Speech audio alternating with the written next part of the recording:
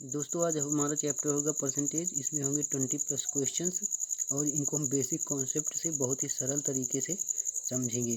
तो चलिए दोस्तों शुरू करते हैं अपना वीडियो। इससे पहले आप हमारे चैनल को लाइक करें, सब्सक्राइब करें, शेयर करें और बेल आइकन को प्रेस करें ताकि हमारे चैनल पर आने वाले सभी वीडियो की नोटिफिकेशन आपके पास पहुँचती रहें। तो चलिए शुरू करते हैं अपना वीडियो। दोस्तों हमारा पहला क्वेश्चन है कि ₹34 का 15% कितना होगा। तो इसे सॉल्व करते हैं कि 34 का 15% कितना होगा। हमारा 34 रुपये, इसका 15% अगर निकालेंगे, 50% अगर निकालेंगे तो यहाँ पर होगा 5 तिया 15, 20 पंचे 100 और यहाँ पर फिर एक बार काटेंगे, यहाँ पर 10 पे जाएगा और यहाँ पे 17 पे जाएगा। यहाँ से मल्टीप्लाई करेंगे, 17 तिया 51 और अपान में 10 बचेगा तो हमारे पास यहाँ होगा 5.1 जो कि हमारा राइट आंसर होगा। 5.1 हमारा राइट आंसर होगा, ऑप्शन नंबर बी। नेक्स्ट हमारा क्वेश्चन है कि 348 का 62 सही 2/3% कितना होगा। 348 का 62 सही 2/3% कितना होगा। तो इसको सॉल्व करते हैं। 348 का 62/3% कितना होगा।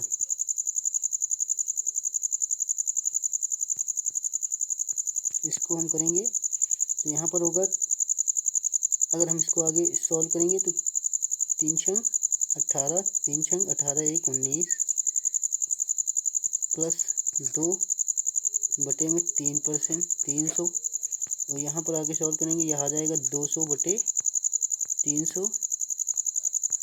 इसको हम सॉल्व करेंगे आगे तो यहाँ 2/3 यानी 348 का 2/3 आगे सॉल्व करेंगे। 3 एकम 3, 3 एकम 3 और 3 छंग 18 और यहाँ पे हो जाएगा 116 और मल्टीप्लाई हमारा 2, 116 मल्टीप्लाई 2 हमारा हो जाएगा 2 छक 12, 2 एकम 2 1 3 और 2 एकम 2 यानी 232 हमारा राइट आंसर होगा, ऑप्शन नंबर ए। नेक्स्ट हमारा क्वेश्चन है यदि ए के 5% का मान 10 है तो ए का मान कितना होगा। ए के 5% का मान 10 है तो ए का मान हमें निकालना है। तो यहाँ पे 20 से जाएगा और ये जाके इधर मल्टीप्लाई होगा तो हो जाए ए का मान हो जाएगा 200 यानी हमारा राइट आंसर हो जाएगा 200। नेक्स्ट हमारा क्वेश्चन है क्वेश्चन नंबर 4 कि 2.5 लाख रुपया 20 लाख रुपया का कितना परसेंट है। यानी 2,50,000 इजकल टू बराबर 20 लाख रुपये। 20 लाख इकाई दहाई सैकड़ा हज़ार 10,000 लाख 10 लाख का x% होगा। यहाँ से 2 जीरो से 2 जीरो कैंसिल हो जाएंगे और यहाँ पर ये नीचे आएगा 25,000 बटे 20,000। 4 जीरो से 4 जीरो ख़त्म कैंसिल हो जाएगी। यहाँ पर बचेगा हमारा 12.5%। अगर इसको काटेंगे तो यहाँ आएगा हमारा 12.5% जो कि हमारा option number B is the right answer. Next हमारा क्वेश्चन है उस संख्या का 40% क्या होगा जिसकी 200% 90 है। यानी उस संख्या का 40% क्या होगा जिसका 200% 90 है। तो यानी जिसका यहाँ पे दिया है यानी संख्या का 200% नीचे आएगा तो 100 लगेगा बराबर 90 है। तो यहाँ पर हम आगे सॉल्व करेंगे तो यहाँ पर आ जाएगा 45 यानी हमारी जो संख्या रही होगी यहाँ पर जो संख्या रही होगी 45 उसका अगर हम 40% निकालेंगे 40% निकालेंगे 4 पंचे 45 चौके 180 अपान में 10 यानी वह संख्या हमारी 18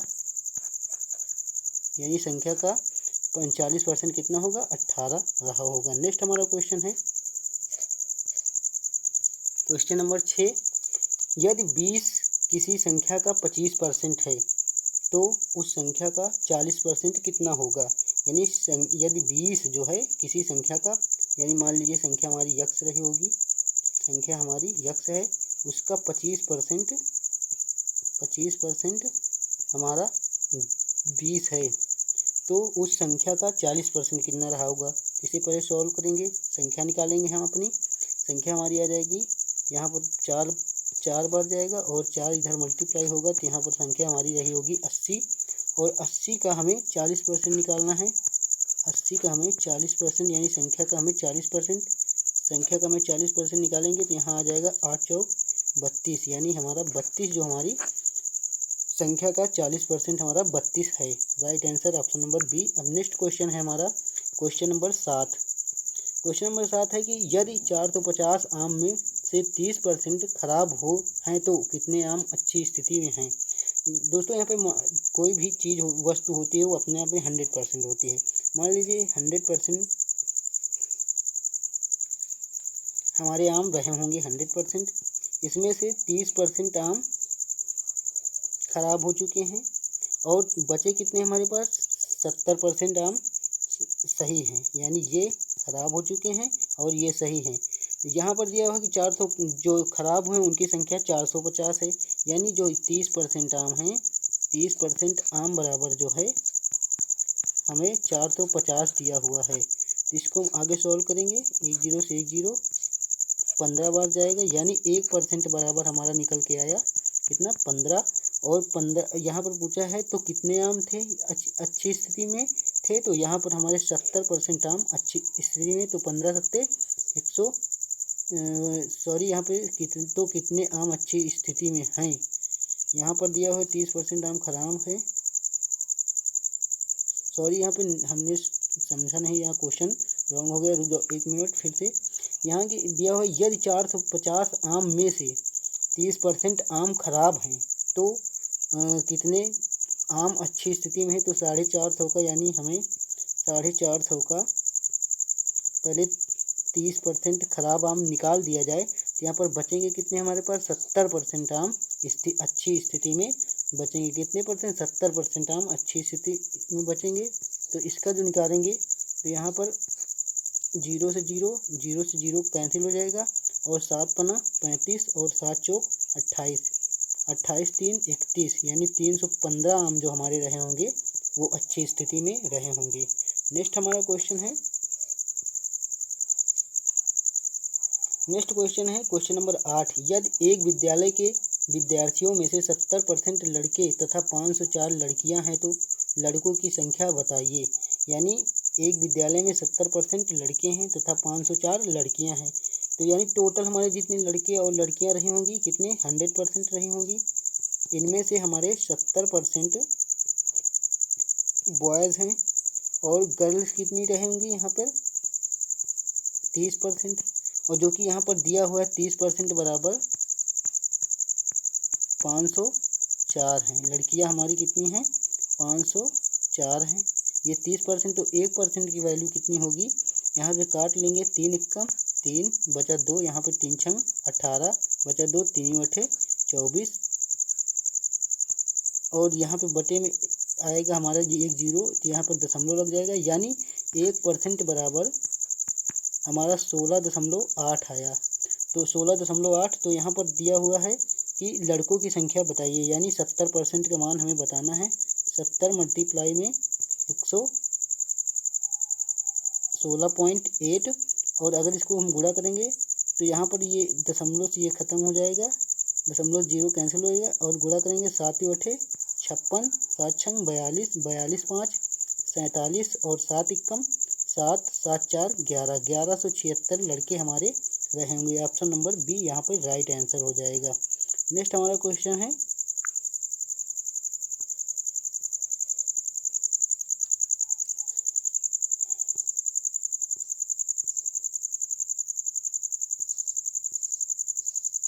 क्वेश्चन नंबर 9। क्वेश्चन नंबर 9 है कि एक परीक्षा में 40 छात्र अनुत्तीर्ण हुए। यदि अनुत्तीर्ण छात्रों की संख्या 240 है तो परीक्षा में भाग लेने वाले छात्रों की कुल संख्या ज्ञात कीजिए। यानी एक परीक्षा में 40% छात्र जो हैं अनुत्तीर्ण हैं। यदि अनुत्तीर्ण छात्रों की संख्या 240 है तो परीक्षा में भाग लेने वाले छात्रों की संख्या कितनी रही होगी। यानी भाग लेने वाले 100% टोटल लड़के रहे होंगे, इनमें से 40% जो हैं अनुत्तीर्ण है तो 60% हमारे उत्तीर्ण रहे होंगे।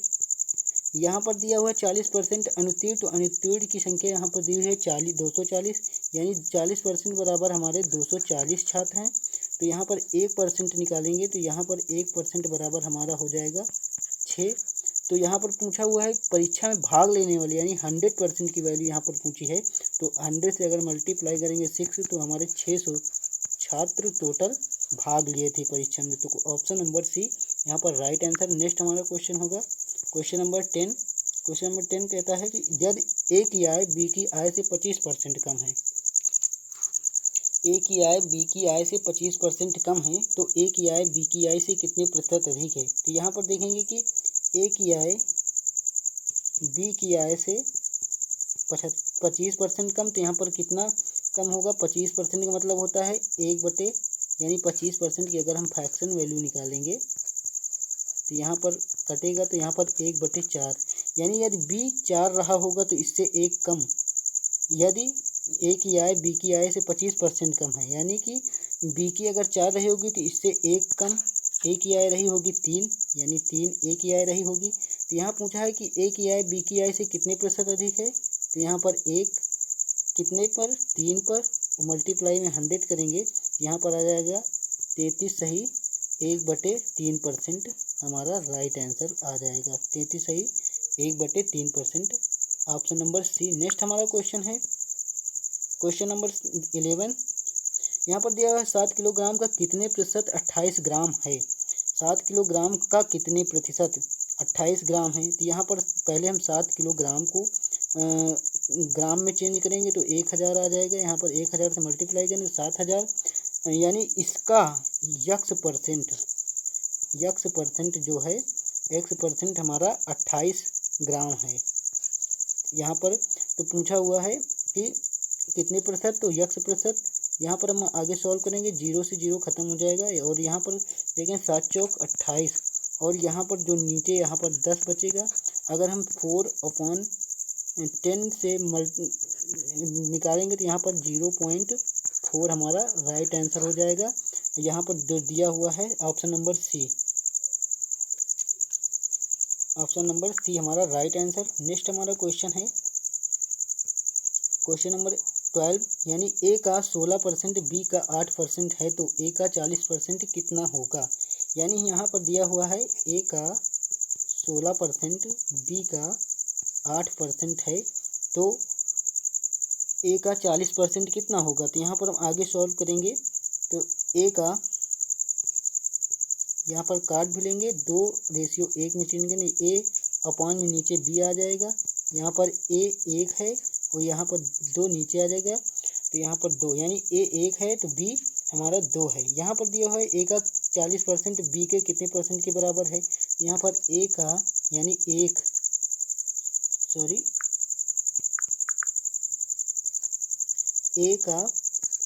का 40% 40%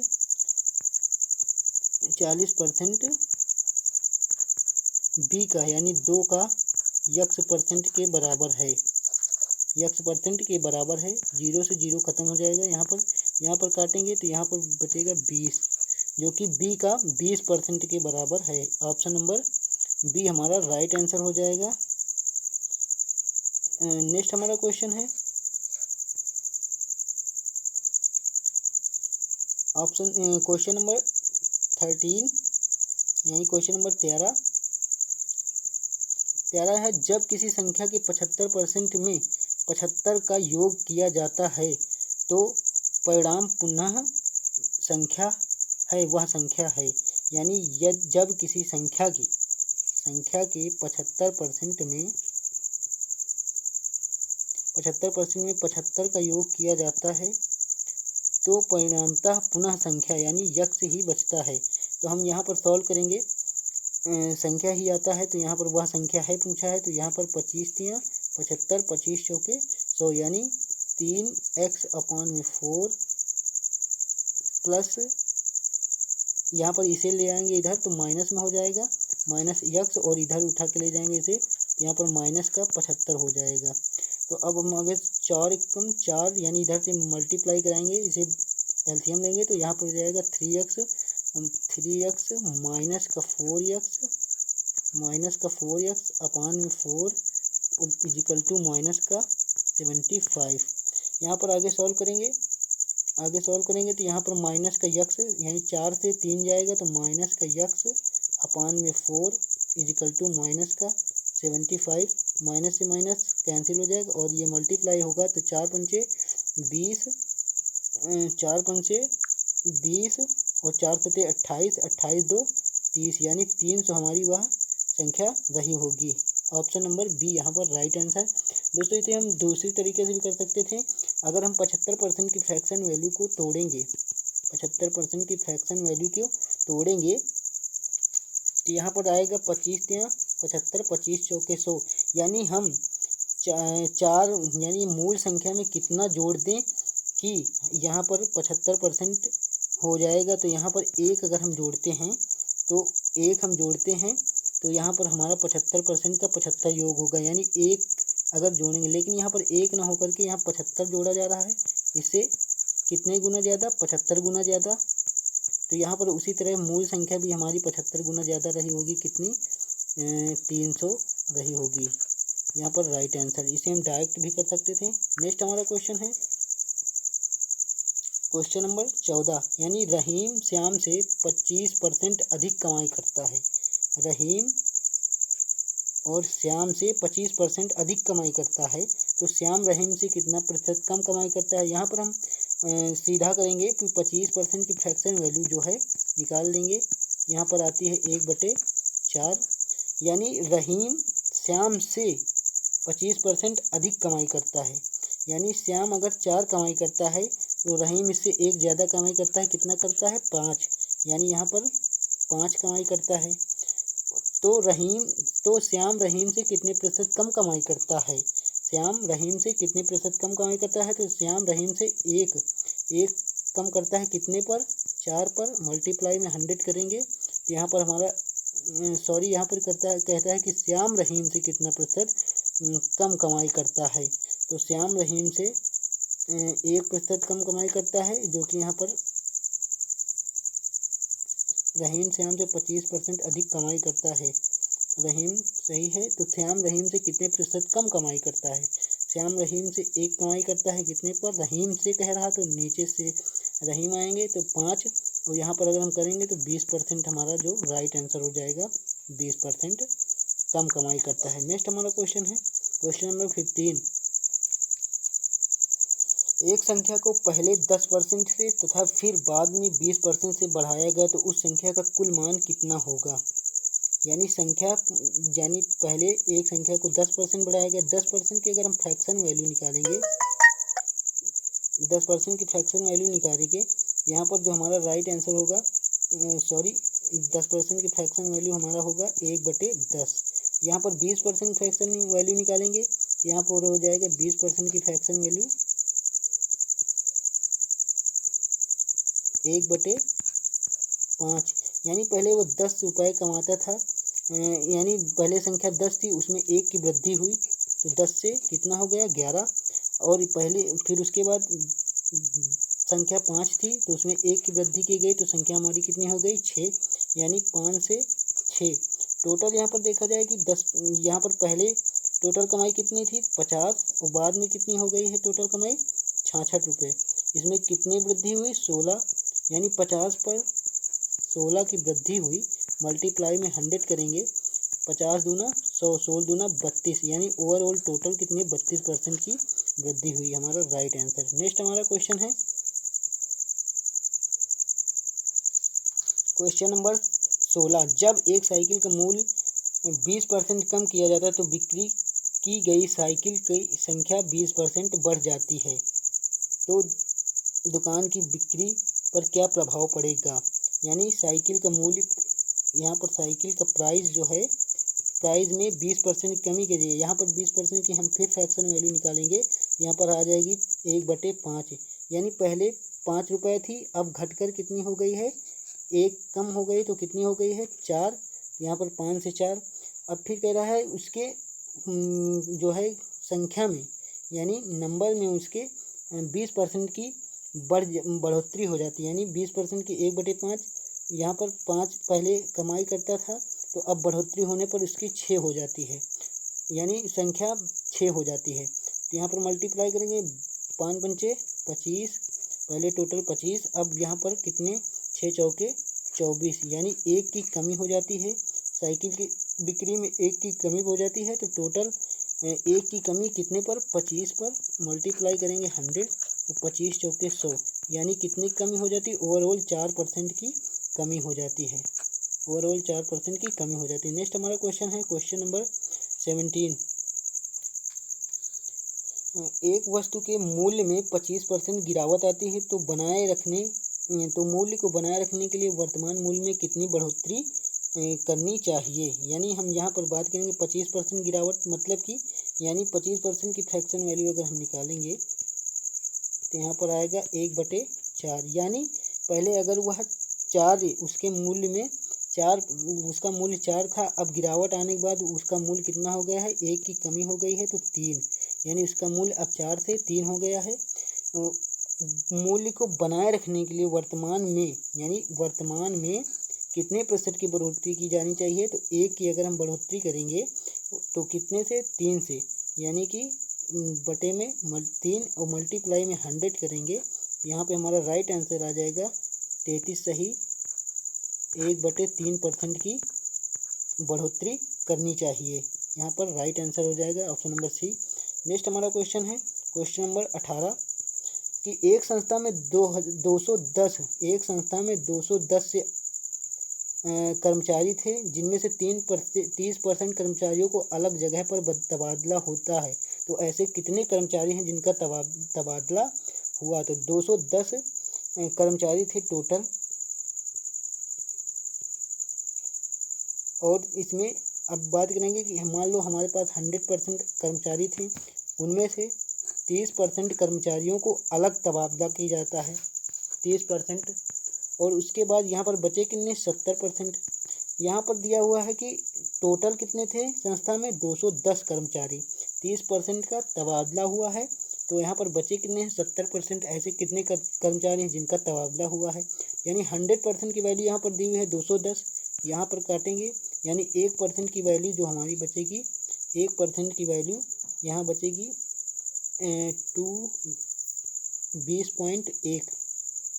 20.1 हमारी 1% की वैल्यू बचेगी। 1% बराबर 20.1, तो अगर हम तबादला कितने परसेंट कर्मचारियों को हुआ 30% का, तो इससे मल्टीप्लाई करेंगे, यानी 20.1% का मल्टीप्लाई करेंगे 30% से, तो यहाँ पर हो जाएगा 3 एकम, यानी दशमलव से 0 कैंसिल, और यहाँ पर 3 एकम 3 0 3 दूना 6, यानी 603 कर्मचारियों का तबादला हुआ है। नेक्स्ट हमारा क्वेश्चन है क्वेश्चन नंबर 19। यदि एक विद्यालय के विद्यार्थियों में 70% लड़के तथा 504 लड़कियां हैं तो लड़कों की संख्या बताइए। ये क्वेश्चन हो चुका है दोस्तों, इसका आंसर 1176 आ रहा था, ये क्वेश्चन रिपीट हो गया है। नेक्स्ट हमारा क्वेश्चन है क्वेश्चन नंबर 20। क्वेश्चन नंबर 20, एक फल विक्रेता के पास कुछ सेब थे, वह 40% सेब को बेच देता है और अभी भी उसके पास 420 सेब हैं, तो शुरू में उसके पास कितने सेब थे। यानी मान लो कि 100% पहले शुरू में उसके पास सेब थे, उसमें से उसने 40% सेब बेच देता है, 40% बेच देता है, उसके पास अब 60% सेब बचते हैं, यानी 60% सेब बचते हैं। तो वहाँ यहाँ पर दिया हुआ 60%, अभी भी उसके पास 420 सेब बचे हैं, 60% की वैल्यू हमारी कितनी है, 60% की वैल्यू हमारी है 420,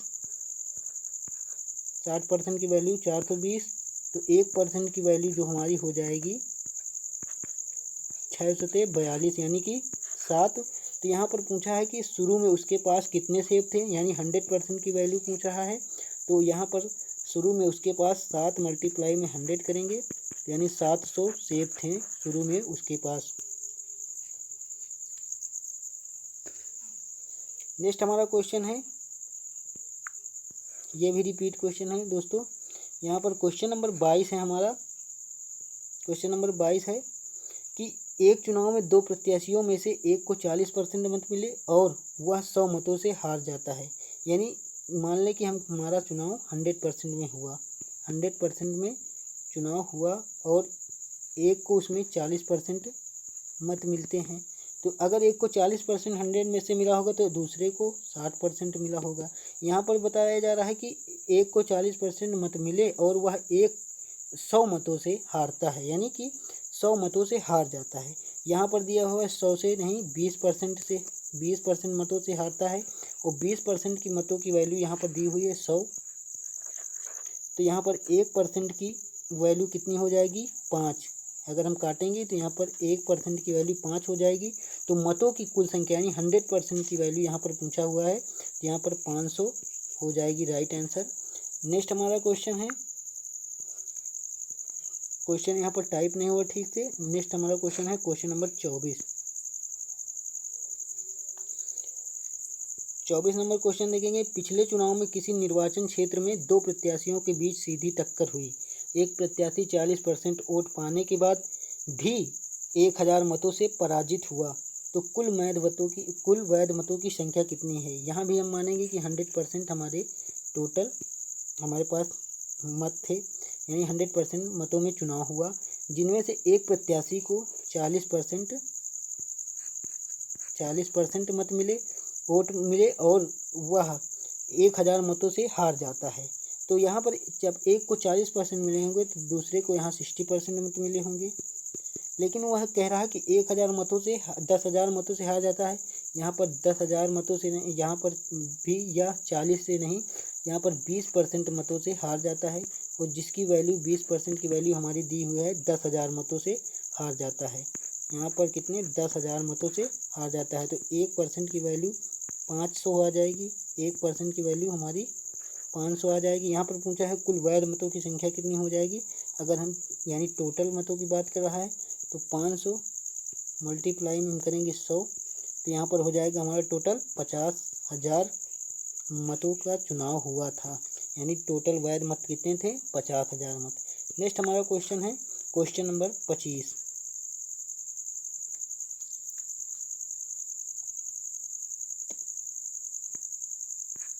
क्वेश्चन नंबर 25 हमारा है।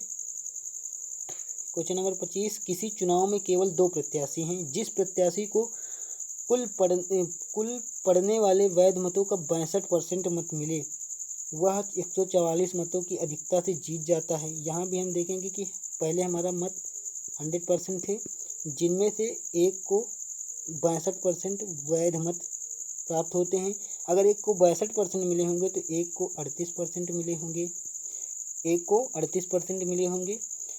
जब एक को 38% मत मिले तो जो है 62% मत पाने वाला व्यक्ति 144 मतों से अधिक जीत जाता है। यहाँ पर कितने मतों से अधिक से मतों से जीतता है 144 मतों से जीत जाता है। यहाँ पर भी वह कितने परसेंट मतों से जीतता है तो 38, अगर यहाँ पर घटाएंगे तो 12 से 8 जाएगा 4 और यहाँ पर बचेगा 5 से 3 जाएगा 2, यानी 24% मतों से जीतता है। 24% की वैल्यू यहाँ पर दी हुई है 144। 24% की वैल्यू यहाँ पर दी हुई है 144। अगर हम यहाँ पर काटेंगे तो यहाँ पर 6 पर जाएगा, यानी 1% की वैल्यू हमारी कितनी आ जाएगी 1% की वैल्यू हमारी आ जाएगी 6।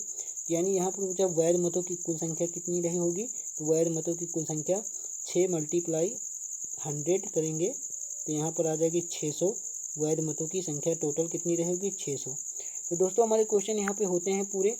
अब दोस्तों हम बात करेंगे अगले दिन नेक्स्ट चैप्टर की, जो कि हमारा रहेगा सिस्टम नंबर या फिर मिश्रण। तो दोस्तों मिलते हैं अगली वीडियो में। जय हिंद दोस्तों। हमारे चैनल को लाइक सब्सक्राइब एवं शेयर करें और बेल आइकन को दबाएं ताकि हमारे चैनल पर आने वाली सभी वीडियो का नोटिफिकेशन आपके पास पहुंचता रहे। जय हिंद दोस्तों।